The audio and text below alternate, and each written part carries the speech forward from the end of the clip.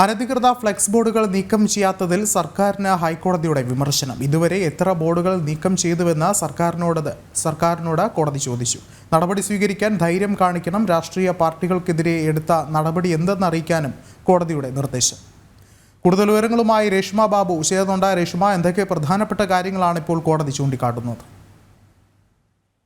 Vishnu, അനധികൃതമായിട്ടുള്ള flex ബോർഡുകൾ നടപ്പാതകളിൽ നിന്നും ഒക്കെ തന്നെ മാറ്റണമെന്നുള്ള ഉത്തരവ് ഹൈക്കോടതി നേരത്തെ തന്നെ പുറപ്പെടുവിച്ചതാണ്. പക്ഷെ അത് കൃത്യമായിട്ടും നടപ്പിലാക്കാനായിട്ട് ഇതുവരെ സർക്കാർ അധികാരികൾക്ക് സാധിച്ചിട്ടുമില്ല. ഈ വിഷയത്തിലാണ് ഹൈക്കോടതിയുടെ ഭാഗത്തു നിന്നും വിമർശനം വീണ്ടും ഉണ്ടായിരിക്കുന്നത്. ഇതുവരെ എത്ര ബോർഡുകളാണ് നീക്കം ചെയ്തുവെന്നാണ് സംസ്ഥാന സർക്കാരിന്റെ അഭിഭാഷകനോട് ഹൈക്കോടതി ആരാഞ്ഞത്.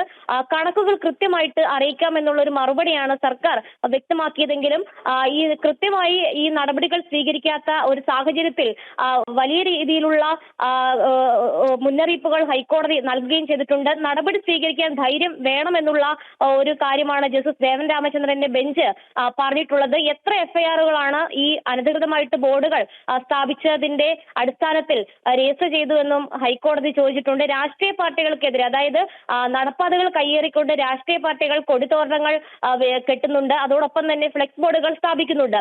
ഈ ഒരു വിഷയത്തിൽ രാഷ്ട്രീയ പാർട്ടികൾക്കെതിരെ എന്ത് നടപടിയാണ് സ്വീകരിച്ചതെന്നും ഹൈക്കോടതി സർക്കാരിനോട് ചോദിച്ചിട്ടുണ്ട്. എത്ര രൂപ ഇത്തരം രാഷ്ട്രീയ പാർട്ടികളിൽ നിന്നും പിഴയായിട്ട് ഈടാക്കിയിട്ടുണ്ട്, ഈ തുക എത്രയെന്ന് ഹൈക്കോടതിയിൽ അടുത്ത തവണ, അതായത് ബുധനാഴ്ച ഈ കേസ് വീണ്ടും പരിഗണിക്കുന്നുണ്ട്. അന്നേ ദിവസം അറിയിക്കാനും ഹൈക്കോടതി നിലവിൽ സർക്കാർ നിർദ്ദേശം നൽകിയിരിക്കുകയാണ്. നേരത്തെയുള്ള ഉത്തരവുകൾ പാലിക്കപ്പെടുന്നില്ല എന്നുള്ള വിമർശനം ഹൈക്കോടതിയുടെ ഭാഗത്തുനിന്നും ഉണ്ടായിട്ടുണ്ട്.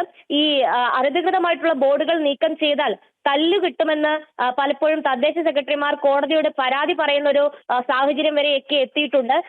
രാഷ്ട്രീയ പാർട്ടികളെ ഭയമാണെങ്കിൽ ഇത്തരം തദ്ദേശ സെക്രട്ടറിമാർ രാജിവെച്ച് പോകട്ടെ എന്നും ജസ്റ്റിസ് ദേവൻ രാമചന്ദ്രൻ വിമർശന സ്വരത്തിൽ പറയുകയുണ്ടായി. എന്തായാലും നിലവിൽ ഈ കോടതി ഉത്തരവ് നടപ്പാക്കേണ്ടത് അതാത് തദ്ദേശ വകുപ്പ് സെക്രട്ടറിമാർ തന്നെയാണ്. അവർക്കത് നടപ്പാക്കാൻ സാധിക്കാത്ത പക്ഷം വലിയ രീതിയിലുള്ള പ്രത്യാഘാതങ്ങൾ നേരിടേണ്ടി വരുമെന്നും ഹൈക്കോടതി മുന്നറിയിപ്പ് നൽകിയിട്ടുണ്ട്. തുടർന്ന് ഈ കേസ് ഹൈക്കോടതി ബുധനാഴ്ചത്തേക്ക് മാറ്റിയിട്ടുണ്ട്. ശരി, രേഷ്മയാണ് വിവരങ്ങൾ നൽകിയത്.